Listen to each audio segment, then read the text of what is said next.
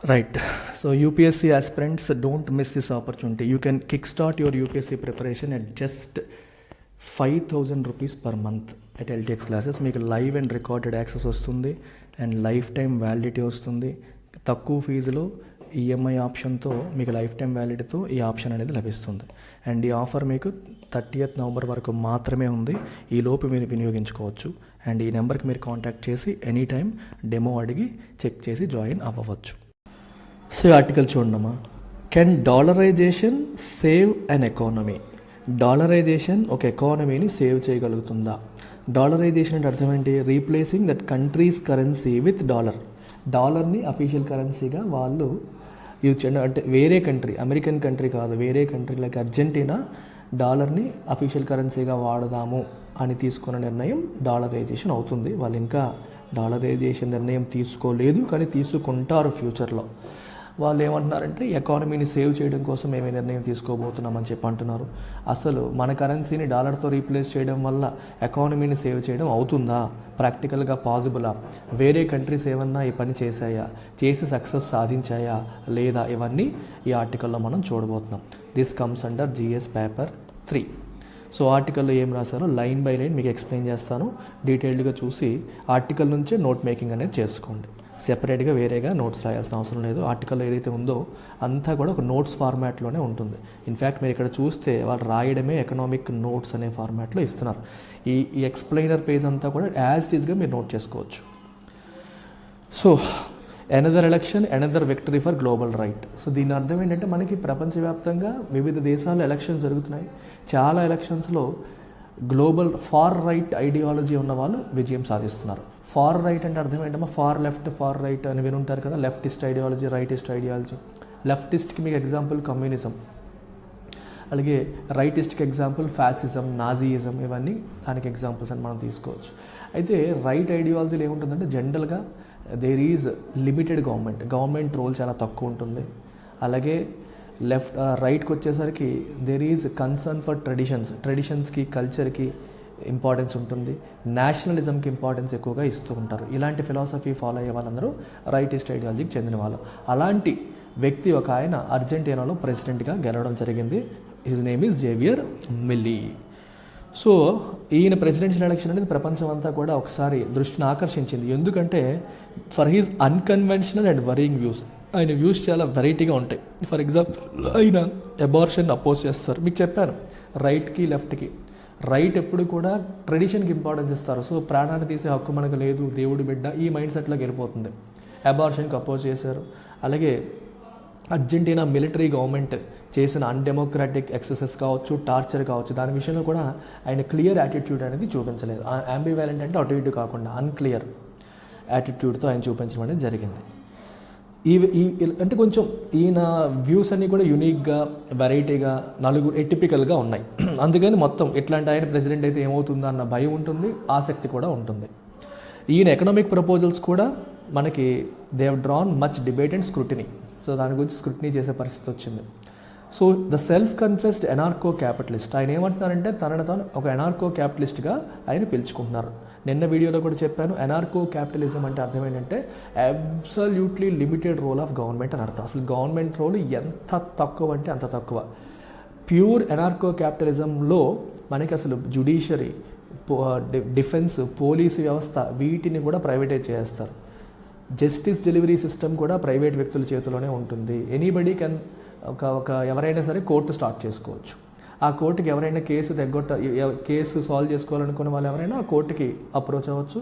కోర్టుకు ఫీజు కట్టి వాళ్ళు అక్కడ వాళ్ళ వాదనలు వినిపించి వాళ్ళ న్యాయాన్ని పొందవచ్చు. అంటే న్యాయాన్ని కూడా కొనుక్కోవడం, ఫీజు కట్టి కొనుక్కోవడం అనే మీనింగ్లో మీకు కనిపిస్తుంది. న్యాయాన్ని కొనుక్కోవడం అంటే డబ్బులు ఇస్తే మీకు మీ పక్షాన మీకు తీర్పు ఇచ్చేస్తారని కాదు. అక్కడ మీరు రిజిస్టర్ చేసుకొని ఆ పర్టికులర్ కోర్టుకి వెళ్ళి రిజిస్టర్ చేసుకుని, ఇప్పుడు చూడండి మీరు యూపీఎస్సీ ప్రిపరేషన్ కోసం ఎన్నో ఇన్స్టిట్యూట్స్ ఉన్నాయి. మీకు నచ్చిన ఇన్స్టిట్యూట్స్కి మీరు ఫీజు కట్టి జాయిన్ అవుతున్నారు, నేర్చుకుంటున్నారు. అలాగే మీకు ఒక అన్నదమ్ముల తగాదా ఉంది, మీరు ఆ తగాదా తేల్చుకోవాలి. మీరు ఏం చేస్తారు? You can go to let's say ఒక 5-6 కోర్ట్స్ ఉన్నాయి which are operated by private entities. అందులో మీకు నచ్చిన కోర్టుకి వెళ్తారు, మీ ఇద్దరు మాట్లాడుకుంటారు.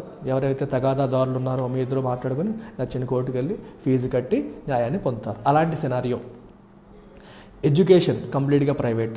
అలాగే హెల్త్ కంప్లీట్గా ప్రైవేట్. గవర్నమెంట్ రోల్ అనేది జీరో చేసేసి కంప్లీట్గా మార్కెట్ ఫోర్సెస్కి వదిలేసి సిస్టంలో డిమాండ్ సప్లై ఫోర్సెస్తోనే మొత్తం ఎకానమీ రన్ అయ్యేలాగా ఉండే విధానం అనార్కో క్యాపిటలిజం.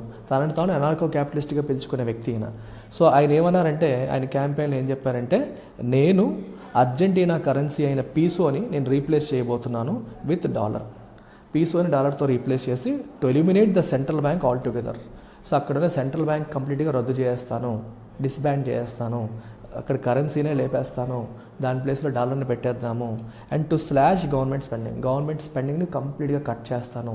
వెల్ఫేర్ స్కీమ్ అని అదని ఇదని ఇష్టం వచ్చినట్టు ప్రభుత్వాలు పిచ్చిగా ఖర్చు పెడుతున్నాయి. అర్జెంటీనా ప్రధాన ప్రాబ్లం ఏంటంటే, ప్రజాకర్షక పథకాలు, ప్రజల్ని అట్రాక్ట్ చేయడం కోసం పొలిటీషియన్స్ లేనిపోని ప్రామిసులు ఎలక్షన్లో చేస్తున్నారు. ఆ ప్రామిసులు నెరవేర్చడం కోసం ఫండ్స్ లేక కరెన్సీని ప్రింట్ చేయమని సెంట్రల్ బ్యాంక్ చెప్తున్నారు. సెంట్రల్ బ్యాంక్ ప్రింట్ చేస్తున్న కరెన్సీ తీసుకొచ్చి రకరకాల పథకాలతో ప్రజల చేతుల్లో పెడుతున్నారు. దీనివల్ల ఏమవుతుంది, ప్రజల చేతుల్లో క్యాష్ పెరిగిపోయి మనీ సప్లై సిస్టంలో పెరిగిపోయి సిస్టంలో ఉన్న అవుట్పుట్ అదే ఉంది. గుడ్స్ అండ్ సర్వీసెస్, ఆ దేశంలో ప్రొడ్యూస్ అవుతున్న వస్తువులు సేవలు అలాగే ఉన్నాయి. కానీ ఆ వస్తువులు సేవల్ని కొనుగోలు చేసే మనీ సప్లై పెరిగిపోతుంది. సో మనీ సప్లై పెరగడం వల్ల డిమాండ్ పెరిగిపోతుంది. డిమాండ్ పెరిగిపోయి సప్లై అలాగే ఉంటే ప్రైసెస్ పెరుగుతాయి. దానివల్ల ఇన్ఫ్లేషన్కి అది దారితీసే పరిస్థితి వస్తుంది. సో అర్జెంటీనా ఆ రకంగా ఇన్ఫ్లేషన్తో సఫర్ అవుతుందన్నమాట. Plus nearly 2/3 of the population falling below poverty level as purchasing powers of wages and salaries are eroded. Inflation వల్ల ఏమవుతుంది, పర్చేసింగ్ పవర్స్ తగ్గిపోతాయి, వీళ్ళ యొక్క శాలరీస్ అనేవి సరిపోవు, నిత్యావసరాలు కొనుక్కోవడం కూడా సరిపోని పరిస్థితి వస్తుంది. అలాంటి సిచ్యువేషన్లో ఇప్పుడు ఎలక్షన్స్లో మొత్తం ప్రజలంతా కూడా మిస్టర్ మెలీని ఆయన యొక్క ఇడియోసింక్రటిక్ పాలసీ ప్రపోజల్స్కి ఓకే చెప్పారు. ఆయన ఏం చెప్పారంటే, మేము డాలర్ని ఈ కరెన్సీనే లేపేస్తాను, డాలర్ని తీసుకొస్తాను ఆయన చెప్పిన ప్రపోజల్స్ అన్ని నమ్మి ఆయనకి ఓటు గుద్దారనమాట. అయితే ఈయన ఎలక్ట్ అయిన తర్వాత కొన్ని పోల్ ప్రామిసెస్ విషయం ఆయన వెనకడుగు వేస్తున్నారు. ఫస్ట్ డాలరైజేషన్ రాగానే చేస్తానని చెప్పారు. ఇప్పుడు మాత్రం మీడియం టర్మ్ గోల్ అని చెప్తాను, అంటే కొన్ని రోజుల్లోగా చేస్తాను, ఇమీడియట్గా చేయనని కూడా చెప్పడం అనేది జరిగింది. అయితే ఈ డాలరైజేషన్ అనేది ఇమీడియట్గా చేస్తారా లేకపోతే ఇబ్బందితో చేస్తారా, ఇబ్బంది లేకుండా చేయగలుగుతారా లేదనేది ఇంపార్టెంట్ క్వశ్చన్. ఎందుకంటే అర్జెంటీనా దగ్గర స్కేర్సిటీ ఆఫ్ డాలర్ రిజర్వ్స్. ఈరోజు నువ్వు డాలర్ అఫీషియల్ కరెన్సీ చేయాలంటే ప్రభుత్వం దగ్గర ఫస్ట్ డాలర్స్ ఉండాలి. సెంట్రల్ బ్యాంక్ దగ్గర ఎనఫ్ డాలర్ రిజర్వ్స్ ఉంటేనే వాటి ద్వారా ఏదైనా ఎకానమీని మ్యానిపులేట్ చేయగలుగుతారు. ప్రభుత్వం దగ్గర ఎనఫ్ డాలర్స్ లేకపోతే రేపొద్దున చాలా కష్టాలు వచ్చే పరిస్థితి ఉంటుంది. చేయగలుగుతారా లేదా అనేది పక్కన పెడితే అసలు డాలరైజేషన్ అనేది ఈ ప్రాబ్లమ్ని సాల్వ్ చేయగలుగుతుందా, ఇన్ఫ్లేషన్ లాంటి ప్రాబ్లమ్ని ఎకానమీని మళ్ళీ దారిలోకి తీసుకురాగలుగుతుందా లేదనేది మనం ఇప్పుడు విశ్లేషిద్దాం. అసలు డాలరైజేషన్ ఎందుకు అంటే చూడండి, ఇక్కడ dollarization can act as a solution to hyper inflation by breaking the feedback link between rising prices and rising money supply. Very important aspect. ఇక్కడ మనకి ఏం జరుగుతుందంటే ఎకానమీలో ఇక్కడ మనీ సప్లై, కరెన్సీ యొక్క మనీ సప్లై అలాగే ప్రైసెస్, మనీ సప్లై పెరుగుతున్న కొద్దీ ప్రైసెస్ పెరిగిపోతున్నాయి. ఓకేనా, ప్రైసెస్ పెరుగుతున్నాయని చెప్పేసి మళ్ళీ ప్రజలకి ఏదో సహాయం చేస్తామని ఇది మళ్ళీ ప్రింట్ చేసుకొని మనీ సప్లై పెంచుకెళ్ళిపోతున్నారు. అర్థమైందా? ధరలు పెరిగాయి, ప్రజలు కష్టాలు పడుతున్నారని చెప్పి ప్రభుత్వం ప్రింట్ చేసేస్తుంది కరెన్సీ, ఏదో పేరు పెట్టి ప్రజల అకౌంట్లో ఇస్తుంది. అలా ఇస్తే కొద్దీ మనీ సప్లై పెరిగిపోతుంది. మనీ సప్లై పెరిగే కొద్దీ ధరలు పెరిగిపోతున్నాయి. ధరలు ఎందుకు పెరుగుతున్నాయి? Supply of goods and services same ఉంది. మనీ సప్లై వల్ల ప్రజల చేతిలో డబ్బులు పెరిగి వాళ్ళ డిమాండ్ అనేది పెరుగుతుంది. డిమాండ్ వల్ల ధరలు పెరిగిపోయి ఇబ్బంది పడే పరిస్థితులు మనకి వస్తున్నాయి. ఆ ఫీడ్బ్యాక్ లూప్ అనేది కంప్లీట్గా బ్రేక్ అవుతుంది ఎప్పుడు ఆ కరెన్సీని కంప్లీట్గా రద్దు చేసేస్తే. కరెన్సీని రద్దు చేస్తే డాలర్స్ ప్రింట్ చేయడం అర్జెంటీనా చేతిలో ఉంటుందా? ఉండదు. డాలర్స్ ఎవరు ప్రింట్ చేస్తారు? అమెరికన్ సెంట్రల్ బ్యాంక్ ప్రింట్ చేస్తారు. సో అర్జెంటీనా చేయగలదా? Argentina will lose control. వీళ్ళు కోరుకునేది అదే, మాకు కంట్రోల్ ఉండకూడదు, మన చేతిలోనే డాలర్స్ మన కరెన్సీని ప్రింట్ చేసే అవకాశం ఉంటే ఇలాంటి తప్పుడు పనులు చేసే అవకాశం ఉంటుంది. సో ఆ తప్పుడు పనులు చేయకూడదు అంటే మన చేతిలో కంట్రోల్ ఉండకూడదు అనేది ఆయన యొక్క ప్రధానమైన ఉద్దేశం. సో డొమెస్టిక్ కరెన్సీని తీసుకొచ్చి డాలర్స్తో రీప్లేస్ చేసేస్తే ద థియరీ గోస్ ఏమంటున్నారంటే money supply can no longer be controlled by vested political interest. ఈ రాజకీయ ప్రయోజనాలు, వాళ్ళ స్వార్థ రాజకీయ ప్రయోజనాలతో మనీ సప్లైని వాళ్ళు కంట్రోల్ చేయలేరు. ఎందుకంటే వీళ్ళంతా ఎందుకు చేస్తున్నారు? Who can increase spending of political ends, spending for political, రాజకీయ ప్రయోజనాల కోసం వాళ్ళు ఇష్టం వచ్చినట్టు ప్రింటింగ్ చేసుకుంటూ వెళ్ళిపోతున్నారు. ఇకపై అలా చేయడానికి అవకాశం లేకుండా అవుతుంది. The incessant rise of prices would be forced to moderate since consumers would no longer be able to access currency easily, thus slowing down consumption demand. Incessant అంటే అర్థం ఏంటమ్మా? బ్రేక్ లేకుండా విపరీతంగా పెరిగిపోతున్నా ఈ ప్రైసెస్ ఏవైతే ఉన్నాయో అవి తగ్గాల్సిన పరిస్థితి వస్తుంది. ఎందుకని? కన్జ్యూమర్స్కి కరెన్సీ అంత ఈజీగా దొరకదు. సో డిమాండ్ అనేది తగ్గుతుంది. The slowing down consumption demand తగ్గి ధరలన్నీ కూడా మళ్ళీ నేల మీదకి వచ్చే అవకాశం అనేది కనిపిస్తుంది ఈ రకంగా కరెన్సీని రీప్లేస్ చేయడం వల్ల. Dollarisation can also have positive effects on growth. Inflation control చేయడమే కాదు, గ్రోత్ పరంగా తీసుకున్న డాలరైజేషన్ వల్ల పాజిటివ్ ఎఫెక్ట్స్ ఉంటాయని ఆర్టికల్ చెప్తోంది. ఒక ఎగ్జాంపుల్ చూడండి. ఎందుకు అంటే, since a small economy can only access dollars through foreign trade are capital inflows. మీకు డాలర్స్ ఎలా వస్తాయి? Can you print it? You can't. మరి ఎలా తీసుకొస్తావు? ఎవరి దగ్గర అప్పు తెచ్చుకోవాలి, లేదా ఎక్స్పోర్ట్స్ చేయడం ద్వారా నీవు డొమెస్టిక్గా ప్రొడ్యూస్ చేసిన వస్తువులు ఎక్స్పోర్ట్ చేయడం ద్వారా తెచ్చుకుంటావు. సో డాలర్స్ని నువ్వు ఫారిన్ ట్రేడ్ ద్వారా లేదా క్యాపిటల్ ఇన్ఫ్లోస్, అంటే మన దేశంలో ఎవరైనా పెట్టుబడులు పెట్టినా, లేదా మన దేశంలో ఇప్పుడు ఎవరైనా విదేశీయులు మనకి అర్జెంటీనా వచ్చి పెట్టుబడులు పెట్టారనుకోండి, అప్పుడు డాలర్స్ వస్తాయి. లేదా అర్జెంటీనాలో ప్రొడ్యూస్ అయిన వస్తువులు కొనారనుకున్నప్పుడు డాలర్స్ వస్తాయి. అప్పుడే డాలర్స్ వస్తాయి కాబట్టి it would incentivise the economy to focus on export successes. So economy focus దేని మీదకి వెళ్తుంది? ఎక్స్పోర్ట్స్ని పైన సక్సెస్ చేయాలనే ఫోకస్ వెళ్తుంది. And easing conditions for foreign capital అర్జెంటీనాలో పెట్టుబడి పెట్టేలాగా వీళ్ళు కండిషన్స్ అన్నీ కూడా ఈజీ చేసే, కండిషన్స్ సులభతరం చేసే దానిపైన ఫోకస్ చేస్తారు. Would be more willing to invest in an economy with a stable currency ఉండే ఎకానమీలో కదా ఎవరైనా ఇన్వెస్ట్ చేయడానికి ఇష్టపడతారు. అదే డాలర్ ఉందనుకోండి, డాలర్ అనేది స్టేబుల్ కరెన్సీ, అది ఎవరు పెడితే వాళ్ళు దాన్ని ఇన్ఫ్లుయెన్స్ చేయలేరు. సో అలాంటి కంట్రీలో ఎవరైనా ఇన్వెస్ట్ చేయడానికి ముందుకు వస్తారు. సో వీళ్ళు వచ్చినప్పుడు వీళ్ళు కూడా కరెన్సీ అనేది బాగానే ఉంది, మిగిలిన కండిషన్స్ కూడా సులభతరం చేశారనుకోండి, సులువుగా వాళ్ళు హ్యాండిల్ చేయడానికి అవకాశం ఉంటుంది అనమాట. అంటే ఆ దేశంలో ఎక్కువ పెట్టుబడులు వస్తాయి. ఈ stable value of dollar would ensure that economic agents both foreign and domestic would be able to make long term plans regarding economic activity. Plans that would otherwise not be possible under a currency that rapidly lost value. So dollar స్టేబుల్గా ఉండడం వల్ల ఉపయోగం ఏంటి? Economic agents both foreign and domestic economic agent అంటే అర్థం ఏంటమ్మా? The person who is making N economic decision is called an economic agent. And especially ఈ కాంటెక్స్లో ఎవరి గురించి మాట్లాడుతున్నారంటే ఇండస్ట్రియల్ ఓనర్స్ అనమాట, ఓనర్స్ ఆఫ్ ఇండస్ట్రీ, క్యాపిటలిస్టుల గురించి తీసుకున్నాం. వాళ్ళు లాంగ్ టర్మ్ ప్లాన్స్ వేయగలుగుతారు. ఎందుకని? వాళ్ళు ప్రొడ్యూస్ చేసినప్పుడు వాళ్ళు రా మెటీరియల్ పర్చేస్ చేసినా డాలర్స్లోనే పర్చేస్ చేస్తారు, అమ్మినా డాలర్స్లోనే అమ్ముతారు. కరెన్సీ అనేది స్టేబుల్. సో నీకు నీకు లాభం వస్తుందా రాదా అనేది నీ ప్రొడక్షన్ క్యాపబిలిటీ బట్టి, నీ ప్రొడక్టివిటీ బట్టి, నీ టాలెంట్ బట్టి ఆధారపడుతుంది.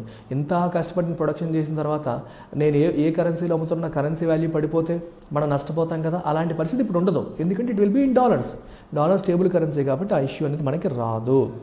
సో ర్యాపిడ్గా లూజ్ అయిపోయే కరెన్సీతో మనకి ఈ ప్రాబ్లం అనేది వస్తుంది, డాలర్తో ఆ ప్రాబ్లం అనేది రాదు. సో అందువల్ల క్యాపిటలిస్టులకి, ఇండస్ట్రియలిస్టులకి కూడా ప్లస్ అవుతుందని చెప్తున్నారు. అయితే డాలరైజేషన్ వల్ల అన్ని ప్లస్లైనా మైనస్లు లేవా? There are some potential problems కూడా ఉన్నాయి. The adoption of dollars as a currency implies that economies lose an important source of policy leverage with monetary policy now unable to control money supply. Major problem ఏంటి అంటే, ఇప్పుడు India ఉందమ్మా, ఇండియాలో currency ఏంటి? Rupee.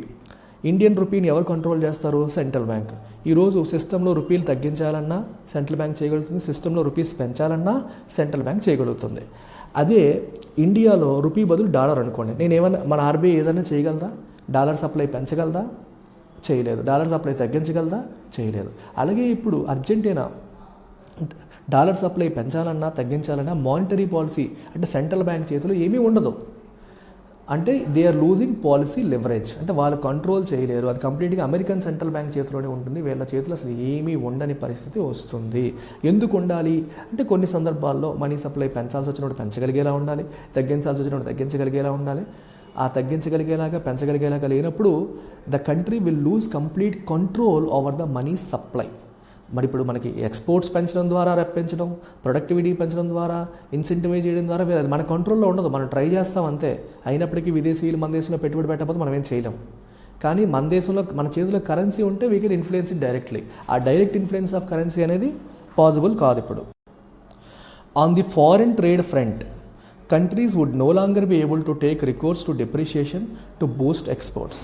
Foreign trade పరంగా తీసుకుంటే ఇప్పుడు మామూలుగా ఏం చేస్తామంటే, మన ఎక్స్పోర్ట్స్ని బూస్ట్ చేయాలంటే కొన్ని సందర్భాల్లో ఆ కంట్రీస్ వాళ్ళ కరెన్సీస్ని ఏం చేస్తారు?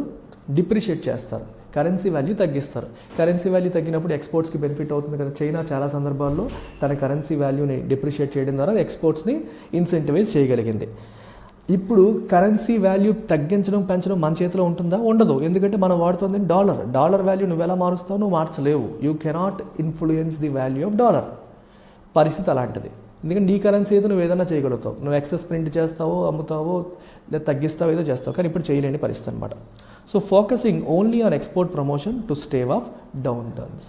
సో ఓన్లీ ఎక్స్పోర్ట్ ప్రమోషన్ ద్వారా మాత్రమే మీరు ఏదైనా చేయగలరు. ఎక్స్పోర్ట్ ప్రమోషన్ అంటే ఏంటి? మన దేశం, మన ఎక్స్పోర్ట్స్ బాగా పెరగాలి అంటే ఏంటి? ఈ డిప్రిషియేషన్ అనేది చేయగలుగుతామో? చేయలేము. డిప్రిషియేషన్ చేయలేని పరిస్థితి, ఎందుకంటే కరెన్సీ కంట్రోల్ లేదు. సో ప్రొడక్ట్ ప్రైస్లు తగ్గించడమో, మ్యానుఫ్యాక్చరింగ్ కాస్ట్ తగ్గించడమో, లేకపోతే ఏరే రకమైన చేయడం ద్వారా మాత్రమే మనం హ్యాండిల్ చేయగలుగుతాం తప్పితే వేరే ఆప్షన్ అనేది మనకి చేతిలో లేకుండా అయిపోతుంది. So some proponents of dollarization see this as a positive outcome, since it would ensure the government resorts to productivity boosting methods to combat recessions instead of changing exchange rates. కొంతమంది ఏమంటున్నారంటే ఇలాగే మంచిది, ఎందుకంటే ఇంతకుముందు రిసెషన్ లాంటి వచ్చినప్పుడు ఈ exchange rates manipulate చేయడం అనేది టెంపరీ సొల్యూషన్ అది. కానీ ప్రొడక్టివిటీ ఇంక్రీజ్ చేయడం అనేది పర్మనెంట్ సొల్యూషన్. ఈరోజు మన దేశంలో రిసెషన్ వచ్చింది, ఆర్థిక మంది వచ్చింది, దాన్ని హ్యాండిల్ చేయడం కోసం మనం ఎక్స్పోర్ట్స్ని బాగా ఎంకరేజ్ చేసామనుకోండి, లాంగ్ టర్మ్లో మంచిదే కదా. సో అలా వాళ్ళు ప్రొడక్టివిటీ ఇంక్రీజ్ కోసం ప్రయత్నం చేస్తారు, దానివల్ల అల్టిమేట్గా మంచి జరుగుతుంది అనేది కొంతమంది ఎకనామిస్టులు చెప్తున్న వాదన. ఇదమ్మా డాలరైజేషన్ యొక్క కథ. డాలరైజేషన్ యొక్క ప్లస్ ఏంటి, మైనస్ ఏంటి, రెండు మనం చూసాము. మైనస్ ప్రధానంగా ఏంటంటే you lose control over monetary policy. అలాగే ఎక్స్పోర్ట్ ఇంపోర్ట్ విషయంలో కూడా కరెన్సీని మ్యానిపులేట్ చేయడం అనేది వాళ్ళకి ఇంకా కుదరదు, అది మైనస్. ప్లస్ ఏంటంటే స్టేబుల్ కరెన్సీ వల్ల ఇన్ఫ్లేషన్ అదుపులోకి వస్తుంది, ప్రొడక్టివిటీ పెరిగే అవకాశం ఉంటుంది, విదేశీ పెట్టుబడులు పెరిగే అవకాశం ఉంటుంది. ఇండస్ట్రీలందరికీ కూడా రేపు పొద్దున్న ప్రొడక్షన్ చేయాలని ఏం చేయాలన్నా ప్లానింగ్ ప్రాపర్గా చేసుకునే అవకాశం అనేది ఉంటుంది. Because the currency is stable. మిగిలినంతకు డిమాండ్ బట్టి డిసైడ్ అవుతారు. కరెన్సీ స్టేబుల్గా లేకపోతే డిమాండ్ ఉన్నప్పటికీ భయం వేస్తుంది. డిమాండ్ ఉంది, సేల్స్ అవుతాయి, కానీ కరెన్సీ వాల్యూ పడిపోతే మన పరిస్థితి ఏంటి అనే భయం అనేది ఇప్పుడు ఉండదు. అయితే ఇంతకుముందు వేరే కంట్రీస్ ఏవైనా సరే ఈ పని చేశాయి అంటే ఈక్వెడార్ అనే కంట్రీ డాలరైజేషన్ చేసింది. చూడండి, the experience of some countries hold out promise for the project of dollarisation. 3 countries, Ecuador, Panama, El Salvador, ఈ 3 కంట్రీస్ కూడా ఫుల్లీ డాలరైజ్డ్ అనమాట. అక్కడ అఫీషియల్గా డాలరే నడుస్తుంది. Have had successful economic outcomes following dollarisation చేసి అవి సక్సెస్ సాధించాయి. అందులో ఈక్వెడార్ని ఒక కేస్ స్టడీగా ఈ ఆర్టికల్లో చూపించారు. ఈక్వెడారియన్ ఎకానమీ ఏమైందంటే మనకి 1990స్లో విపరీతమైన క్రైసిస్లు, సంక్షోభాలు ఎదుర్కొంది. ఎకనామిక్ అవుట్పుట్ 7% పడిపోయింది, ఇన్ఫ్లేషన్ 67%కి వెళ్ళిపోయింది, domestic currency the sucker almost 200% depreciate అయిపోయింది 1999లో. అందుకని అప్పటి ప్రెసిడెంట్ జామెల్ మహమ్మద్ డాలరైజేషన్ని 2000 జనవరిలో అనౌన్స్ చేశారు. అంటే డాలర్ని అఫీషియల్ కరెన్సీగా వాళ్ళు అంటే మనం కూడా డాలర్నే వాడతామే కదా అని చెప్పి అనౌన్స్ చేశారు. అండ్ ఇమీడియట్గా వైడ్ స్ప్రెడ్ ప్రొటెస్ట్లు వచ్చాయి, మొత్తం దేశవ్యాప్తంగా నిరసనలు వచ్చాయి. దానివల్ల అతను రిజైన్ చేయాల్సి వచ్చింది. అనౌన్స్మెంట్ చేసిన 2 వారాల్లోనే రిజైన్ చేయాల్సి వచ్చింది. కానీ పొలిటికల్గా ఇష్యూస్ వచ్చినప్పటికీ ఈక్వెడార్ పెర్సిస్టెడ్ విత్ డాలరైజేషన్. ఆయన తీసుకున్న నిర్ణయం మాత్రం కంటిన్యూ చేశారు. ఆ క్షణానికి తిట్టి ఆయన దింపేశారు, కానీ ఆయన నిర్ణయాన్ని ఫాలో అవడమే జరిగింది. మరి ఈక్వెడార్ ఎకానమీలో తర్వాత ఏం జరిగింది? కన్సిడరబుల్ ప్రోగ్రెస్ కనిపించింది since then on parameters measuring both economic growth and social వెల్ఫేర్లో తీసుకున్న, ఎకనామిక్ గ్రోత్లో తీసుకున్న ఈక్వెడార్ ఎకానమీ బాగా గ్రో అయ్యింది. వరల్డ్ బ్యాంక్ ఎస్టిమేట్స్ ప్రకారం ఈక్వెడార్ ఎకానమీ 2001 నుంచి 2014 లోపు 4.5% యాన్యువల్ గ్రోత్ చూపించింది. రియల్ జీడిపి అంటే adjusted for inflation. Poverty rate 36.7% నుంచి 22.5%కి పడింది. ఇన్ఈక్వాలిటీ కూడా తీసుకుంటే గినీ ఇండెక్స్ ద్వారా మెజర్ చేసేది. ఈ గినీ ఇండెక్స్ ప్రకారం ఇన్ఈక్వాలిటీ ఇది 0 to 100 ఉంటుంది స్కేల్. 0 ఉంటే పర్ఫెక్ట్ ఈక్వాలిటీ, 100 అంటే పర్ఫెక్ట్ ఇన్ఈక్వాలిటీ అని అర్థం. గినీ ఇండెక్స్ 100 ఉందనుకోండి, చాలా హై లెవెల్స్ ఆఫ్ ఇన్ఈక్వాలిటీ ఉంది అని. 0 ఉంటే పర్ఫెక్ట్ ఈక్వాలిటీ అని అర్థం అనమాట. సో ఈ ఇండెక్స్ కూడా మనకి 9% పడింది అనమాట ఓవర్ దిస్ పీరియడ్. అంటే ఇన్ఈక్వాలిటీస్ తగ్గాయి అని అర్థం. అలాగే 2008 రిసెషన్లో ఎకానమీ కేవలం 1.3% ఆఫ్ జీడిపి మాత్రమే కోల్పోయింది. ప్రపంచ దేశాల్లో 5%, 6%లో పోతే ఈక్వెడార్ కేవలం 1.3% మాత్రమే కోల్పోయింది.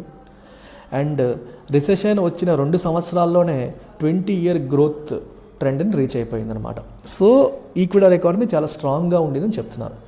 అండ్ ఇన్ఫ్లేషన్ పరంగా తీసుకుంటే సెప్టెంబర్ 2000 సంవత్సరంలో 108% ఇన్ఫ్లేషన్ ఉంటే ఇప్పుడు ఇన్ఫ్లేషన్ 2003-2006 ప్రాంతంలో 4%కి యావరేజ్గా 4%కి తగ్గింది. A remarkable achievement for an economy experiencing double digit inflation rates since the 1970s. 1970s నుంచి double digit inflation rates experience చేస్తున్న ఈ ఎకానమీకి ఇది ఒక రిమార్కబుల్ అచీవ్మెంట్గా మనం చెప్పొచ్చు. అలాగే foreign debt to GDP ratio కూడా 55% ఇన్ 2000 నుంచి 21.5% ఇన్ 2006కి పడింది. 2000లో 55% నుంచి 2006లో 21%కి మనకి ఫారెన్ డెట్ తగ్గింది. అంటే ఇవన్నీ కూడా పాజిటివ్ ఇండికేటర్స్. ఇన్ఫ్లేషన్ కంట్రోల్లోకి వచ్చింది, ఎకానమీ గ్రో అయింది, అన్నీ కూడా పాజిటివ్గా ఉన్నాయి. అయితే డాలరైజేషన్ వల్ల ఇదంతా జరిగిందా లేదా వేరే ఏవైనా రీజన్స్ ఉన్నాయా అంటే చూడండి, the role of policy. Dollarization is not however the sole reason for success. Ecuador ఇంత సక్సెస్ సాధించడానికి ప్రధానమైన కారణాలు ఒక్క డాలరైజేషన్ మాత్రమే కాదు. దాంతోపాటు అక్కడ significant oil and gas reserves ఉన్నాయి. ఆయిల్ అండ్ గ్యాస్ రిజర్వ్స్ అంత ముందు కూడా ఉన్నాయి, అయినప్పటికీ ఇంతకుముందు సక్సెస్ సాధించలేకపోయారు, డాలరైజేషన్ తర్వాత సాధించగలిగారు. ఈ commodity price boom of 2000s greatly aided the growth of the economy.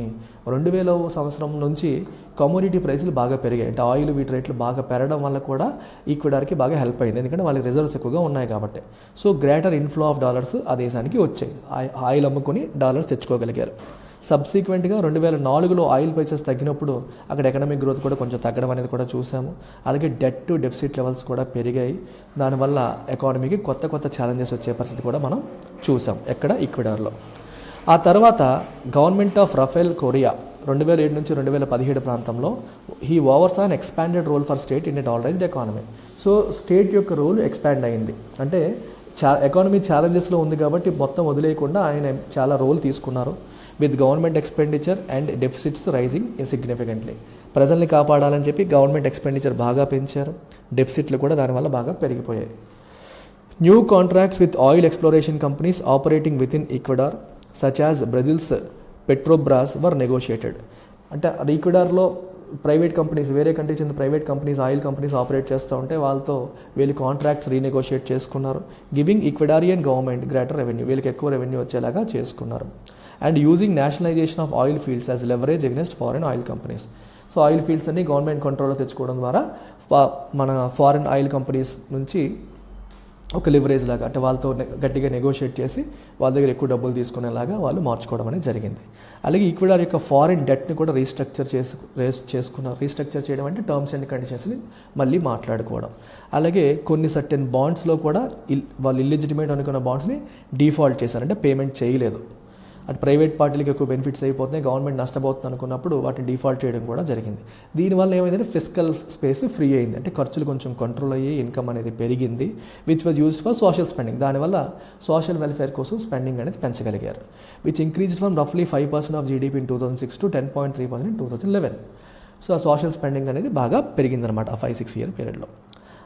More over the central bank was not independent of the executive throughout this time. Central bank ఇండిపెండెంట్గా ఉంది అక్కడ లేదు, executive కంట్రోల్లో ఉంది.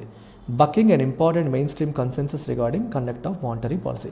జనరల్గా monetary policy ఎలా అంటే central bank ఇండిపెండెంట్గా చేస్తుంది, కానీ అక్కడ మానిటరీ పాలసీ కూడా గవర్నమెంట్ కంట్రోల్లోనే జరిగింది. సెంట్రల్ బ్యాంక్ ఉన్నా లేనట్టే ఒక రకంగా గవర్నమెంట్ చెప్పినట్టుగా ఎగ్జిక్యూటివ్ చెప్పినట్టుగా నడుచుకునే పరిస్థితి తప్పితే వేరే ఏది తనకి స్కోప్ లేదు. అయితే achievement of economic prosperity is a complex affair that requires sustained engagement with policy making and perhaps a little bit of luck to navigate economic shocks. So వీళ్ళు ఏమంటున్నారంటే ఈ ఎకనామిక్స్ ప్రాస్పెరిటీ అచీవ్ చేయడం అనేది అంత ఈజీనా కాదు, it's a complex thing. So దీనికి ఏం కావాలి? Sustained engagement with policy making. Policy మేకింగ్లో సస్టైన్డ్ ఎంగేజ్మెంట్ కావాలి and little bit of luck కూడా కావాలి. అంటే గవర్నమెంట్ తన కంట్రోల్లో పాలసీలు పెట్టుకోవాలి, కొంత లక్ కూడా ఉండాలి అని చెప్తున్నారు. ఇప్పుడు చూడండి, rising oil prices brought windfall gains to the Ecuadorian economy. ఈక్వెడార్కి ఒక అడ్వాంటేజ్ ఏంటంటే ఆయిల్ ప్రైసులు బాగా 2000 తర్వాత ఆయిల్ ప్రైసెస్ బాగా పెరగడం, వీళ్ళ రిజర్వ్స్ ఎక్కువగా ఉండడం వల్ల వాళ్ళకి బాగా హెల్ప్ అయింది అది. And with a government that ensured those gains for translate into social spending. Government ఆ డబ్బులు వేస్ట్ చేయకుండా ప్రజల కోసం ఖర్చు పెట్టింది, సోషల్ స్పెండింగ్ కోసం. అంటే వెల్ఫేర్ స్కీమ్స్ కాదా మా సోషల్ స్పెండింగ్ అంటే, మనకి ఎడ్యుకేషన్, హెల్త్ ఇలాంటి పారామీటర్స్ కోసం ప్రజల కోసం ఆ రకంగా ఖర్చు పెట్టడం అనేది జరిగిందనమాట. సో అంటే ఇక్కడ చెప్తున్నారు ఏంటంటే, అల్టిమేట్గా ఏం చెప్తున్నారంటే ఈక్వెడార్లో డాలరైజేషన్ అనేది ఖచ్చితంగా ఇన్ఫ్లేషన్ని అదుపు చేసి స్టెబిలిటీ అనేది తీసుకొచ్చింది. కానీ దాంతోపాటు ఆ కంట్రీ యాక్టివ్ ఫిస్కల్ పాలసీ కూడా, గవర్నమెంట్ కూడా ఫిస్కల్ పాలసీ అర్థం ఏంటి? Government the decisions taken by the policy of the central government which effects the revenue and expenditure of the country. Country యొక్క రెవెన్యూ మరియు ఎక్స్పెండిచర్ని ఇన్ఫ్లుయెన్స్ చేసే పాలసీని మనం ఫిస్కల్ పాలసీ అంటాం. ఖర్చు పెట్టడం ఫిస్కల్ పాలసీ, ట్యాక్స్ పెంచడం ఫిస్కల్ పాలసీ. ఇవన్నీ కూడా సెంట్రల్ గవర్నమెంట్ తీసుకునే పాలసీ అనమాట. సో అక్కడ ఫిస్కల్ పాలసీ యాక్టివ్గా ఉండడం వల్ల సస్టైనబుల్ గ్రోత్ అనేది వచ్చింది. Dollarisation is one aspect, the other one is active fiscal policy. Active fiscal policy అని మనం చెప్పొచ్చు. తర్వాత several economics have decried a return to austerity economics in Ecuador. తర్వాత ఏం జరిగిందంటే ఈక్వెడార్లో 2014 తర్వాత ఆస్టెరిటీ అంటే స్పెండింగ్ ఖర్చు తగ్గించేయడం కంప్లీట్గా. ఆస్టియర్ మెజర్స్ అంటే అర్థమండి కంప్లీట్గా స్పెండింగ్ తగ్గించేసుకొని జాగ్రత్తగా వెళ్ళడం అనమాట. సో దాన్ని సెవెరల్ ఎకనామిస్టులు తప్పుబట్టారు, అంటే క్రిటిసైజ్ చేశారు. With the IMF insisting on the independence of the central bank as a precondition for receiving financial assistance. IMF ఏమంటుందంటే మీరు సెంట్రల్ బ్యాంక్ని కంప్లీట్గా మీ కంట్రోల్లో పెట్టుకున్నారు, అలా వద్దు, సెంట్రల్ బ్యాంక్ ఇండిపెండెన్స్ ఇవ్వండి, అప్పుడే మేము అసిస్టెన్స్ ఇస్తామని ఐఎంఎఫ్ కూడా ఈక్వెడార్కి కండిషన్ పెట్టడం జరిగిందనమాట. ఇది ఈక్వెడార్ యొక్క స్టోరీ. సో ఓవరాల్గా ఈక్వెడార్ స్టోరీ సమ్మరీ ఏంటంటే డాలరైజేషన్ వల్ల ఈక్వెడార్ బాగుపడింది. అయితే డాలరైజేషన్ ఒకటే కాదు, యాక్టివ్ ఫిస్కల్ పాలసీ కూడా ఉండడం వల్ల బాగుపడింది అనేది summary. Now the dangers of adopting an external currency without the ability to chart independent policy can be seen in the case of Greece. Negative example కూడా చూడొచ్చు. గ్రీస్ దేశంలో వాళ్ళు కూడా యూరోని అడాప్ట్ చేశారు, వాళ్ళు ఇండిపెండెంట్ పాలసీ లేకుండా అయిపోయారు. దానివల్ల నష్టం ఏంటనేది కూడా మన గ్రీస్ని ఎగ్జాంపుల్గా చూడొచ్చు. ఇవన్నీ ఎందుకు మీరు చదవాలి, ఎందుకు చెప్తున్నాను అంటే ఇవన్నీ మీకు మెయిన్స్లో ఆన్సర్ రైటింగ్లో హెల్ప్ అవుతాయి. ఎగ్జాంపుల్స్ మీరు ఇవ్వాల్సి ఉంటుంది. ఈక్వెడార్ని పాజిటివ్ ఎగ్జాంపుల్గా, గ్రీస్ని నెగిటివ్ ఎగ్జాంపుల్గా మనం చూపించవచ్చు. ది అడాప్షన్ ఆఫ్ యూరో వల్ల గ్రీస్లో ఏమైంది, గ్రోత్ అనేది ఫెయిల్ అయింది. విత్ క్యాపిటల్ ఇన్ఫ్లోస్ రైజింగ్, చాలా దేశాలు ఆ దేశంలో పెట్టుబడి పెట్టాయి. Tourism booming on the back of stable currency స్టేబుల్గా ఉండడం వల్ల టూరిజం కూడా బాగా బూమ్ అయింది. అయితే యూరోజోన్ క్రైసిస్ వచ్చినప్పుడు Greece was bereft of both fiscal and monetary policies. Fiscal policy కూడా వాళ్ళ కంట్రోల్ లేకుండా పోయింది, మానిటరీ పాలసీ కూడా వాళ్ళ కంట్రోల్లో లేకుండా పోయింది. మానిటరీ పాలసీ ఎందుకు కంట్రోల్ అవ్వలేదంటే అది యూరోపియన్ సెంట్రల్ బ్యాంక్ చేతిలోకి వెళ్ళిపోయింది. అంటే యూరో కదా కరెన్సీని వీళ్ళు కంట్రోల్ చేయలేరు. మరి ఫిస్కల్ పాలసీ ఎందుకు రిస్ట్రైన్ అయిందంటే it was a precondition for adapting యూరోని మీరు అడాప్ట్ చేయాలంటే ఫిస్కల్ పాలసీ విషయంలో కూడా కొన్ని రెస్ట్రిక్షన్స్ ఉంటాయి. అంటే ఇష్టం వచ్చినట్టు ప్రభుత్వం ఖర్చులు పెడతారంటే మేము ఒప్పుకోము, కొన్ని కండిషన్స్కి మీరు లోబడితేనే యూరోని మీరు కరెన్సీగా అడాప్ట్ చేయడానికి మేము ఒప్పుకుంటామని యూరో జోన్లో చెప్పడం జరిగింది. ఆ కండిషన్స్ ఉన్నాయి. ఆ కండిషన్స్ వల్ల కూడా ఫిస్కల్ పాలసీ రెస్ట్రిక్షన్స్లోకి పడిపోయింది. దీనివల్ల Greek economy no alternative but to adopt crushing austerity measures అంటే కంప్లీట్గా గవర్నమెంట్ స్పెండింగ్ కట్ చేయడం in exchange for financial assistance for IMF and ECB. అక్కడ European central bank IMF assistance ఇచ్చే హెల్ప్ చేసే, కానీ మేము చెప్పినట్టుగా మీరు స్పెండింగ్ కంప్లీట్గా కట్ చేయాలని చెప్పారు. చచ్చినట్టు వాళ్ళు కట్ చేయాల్సి వచ్చింది. సో అల్టిమేట్గా ఆధార్ ఏం చెప్తున్నారంటే ఇక్కడ మనకి dollarisation is not a silver bullet. అది చేస్తే చాలు మొత్తం ప్రాబ్లమ్స్ అన్నీ సాల్వ్ అయిపోతాయి అనుకోవడానికి లేదు. అదేమీ సిల్వర్ బుల్లెట్ కాదు. అర్థమైందా? సిల్వర్ బుల్లెట్ అంటే ప్రాబ్లమ్స్ అన్నీ సాల్వ్ చేసేసేది అనే మీనింగ్ మనకి అక్కడ వస్తుందన్నమాట. ఓకే, ఏ సింపుల్ మ్యాజికల్ సొల్యూషన్ అది అని అనుకోవడానికి లేదు. But if used well in conjunction with nimble domestic policy, అంటే ఫ్లెక్సిబుల్గా, సాలిడ్గా, స్కిల్ఫుల్గా డొమెస్టిక్ పాలసీతో పాటు డాలరైజేషన్ వాడితే ఒక సక్సెస్కి ఒక దారి చూపించవచ్చు. బ్లైండ్గా డాలరైజేషన్ చేసినంత మాత్రాన సక్సెస్ వస్తుందని చెప్పలేము. ఇప్పుడు మరి అర్జెంటీనాలో with a president elect that brandishes a chainsaw అంటే కటింగ్ ప్లేయర్, కట్ చేసేదనమాట. బ్రాండిష్ అంటే షోకేస్ చేయడం, బయటికి షోకేస్ చేయడం. To indicate his desire to slash government spending. అతను ఏంటి, గవర్నమెంట్ స్పెండింగ్ని కట్ చేయాలి అనే ఇండికేషన్, అదేంటది ఆ చైన్స్ అని చూపిస్తూ గవర్నమెంట్ స్పెండింగ్ని కట్ చేయాలనే ప్రయత్నం నేను చేస్తాను, మొత్తం కట్ చేస్తాను ఖర్చులని చెప్పి చూపించుకుంటూ వెళ్తున్నాడు. And who he's asserted that he will abolish central bank abolish చేస్తానని చెప్తున్నాడు. అలాగే policy in Argentina might find its peer reduced under the Milei administration. So ఈయన ఏమంటారంటే నేను గవర్నమెంట్ స్పెండింగ్ కట్ చేస్తానని చెప్తున్నారు, అలాగే సెంట్రల్ బ్యాంకే లేకుండా చేస్తున్నారు. సో గవర్నమెంట్ చేతిలో పాలసీ ఉంటుందా, ఇంక ఉండదు. ఏ పాలసీ లేకుండా మొత్తం ఓపెన్ మార్కెట్ సిస్టంలోకి ఆయన వెళ్ళిపోతున్నాడు. దీనివల్ల ఏం జరుగుతుంది అనేది ఎవరికైనా తెలుసా? Nobody knows. The world awaits the results of at another macro economic gamble played out on the backs of suffering populace అంటే పీపుల్. అక్కడ ప్రజలు సఫర్ అవుతున్న ఈ బ్యాక్ డ్రాప్లో ఒక మ్యాక్రో ఎకనామిక్ గ్యాంబుల్ జరగబోతోంది. గ్యాంబుల్ అంటే ఒక చిన్న గ్యాంబుల్ వేసామంటాం, గ్యాంబుల్ చేశానంటారా, ఒక రాయి వేసానంటాం, ఒక రాయి వేస్తున్నాడు. సక్సెస్ అవుతుందా, ఫెయిల్ అవుతుందా, నోబడీ నోస్. సో మొత్తం ప్రపంచం అంతా ఏం జరుగుతుంది అనేది చూడబోతోందని చెప్పి ఫైనల్గా ఇక్కడ చెప్పడం జరిగింది. So this is a beautiful article that tells you the pros and cons of dollarization. ఇలాంటి ఆర్టికల్స్ నుంచి మనం నోట్ మేకింగ్ చేసుకోవాలి. మీకు ఎగ్జామ్లో క్వశ్చన్స్ వచ్చినా సరే ఇందులో ఉన్న కంటెంట్ మీరు హ్యాపీగా రీప్రొడ్యూస్ చేయవచ్చు. Pros and cons of dollarization మనకి ఈ ఆర్టికల్లో కనిపిస్తుంది. ప్రాపర్ మెయిన్స్ బేస్డ్ ఆర్టికల్ అనమాట. You can also kick start your optional preparation with LTX classes optional infinity. ఇక్కడ కనిపిస్తున్న 5 ఆప్షనల్స్ అన్నీ కూడా ఎల్టీఎక్స్లో అందుబాటులో ఉన్నాయి. మీకు నచ్చిన ఆప్షనల్ మీరు చూస్ చేసుకోవచ్చు. You can also switch from one optional to other at just 3,000 per month. నెలకి 3,000 రూపాయలు కట్టి మీరు జాయిన్ అవ్వచ్చు. You get live and recorded option and you also get life time validity. This is again valid till 30th November. Month end వరకు మాత్రమే valid ఇది. So look at the MCQ of the day. Dollarization refers to replacing a country's own currency with dollar as official currency. Ecuador, Panama, El Salvador are some of the countries which have implemented dollarization so far. 2 statements ఇచ్చాను. వీటిలో incorrect statements ఏమైనా ఉంటే identify చేయండి. 1 ఇన్కరెక్టా, 2 ఇన్కరెక్టా, 2 ఇన్కరెక్టా, లేదా ఏది incorrect కాదా అనేది మీరు మీ కామెంట్ సెక్షన్లో పెట్టాలి. So blockbuster combo offer ఎల్టీఎక్స్లో మోస్ట్ పాపులర్ కోర్సెస్ అయిన NCERT foundation, current affairs, mains answer writing, CSAT, prelims test series, ఈ 5 కూడా ఇండివిజువల్గా తీసుకుంటే 10,000 పర్ కోర్స్ పడతాయి. అదే ఈ కాంబో ఆఫర్లో మీరు 10 + 10 15,000కే ఎనీ 2 కోర్సెస్ మీరు పర్చేస్ చేసుకోవచ్చు. You can buy any 2 at just 15,000 rupees. అన్నింటిపైన మీకు లైఫ్ టైం వ్యాలిడిటీ ఉంది. ఇది కూడా మీకు 30th November వరకు మాత్రమే ఈ ఆఫర్ అందుబాటులో ఉంది. ఏ డౌట్స్ ఉన్నా ఈ నెంబర్కి మీరు కాంటాక్ట్ చేయొచ్చు.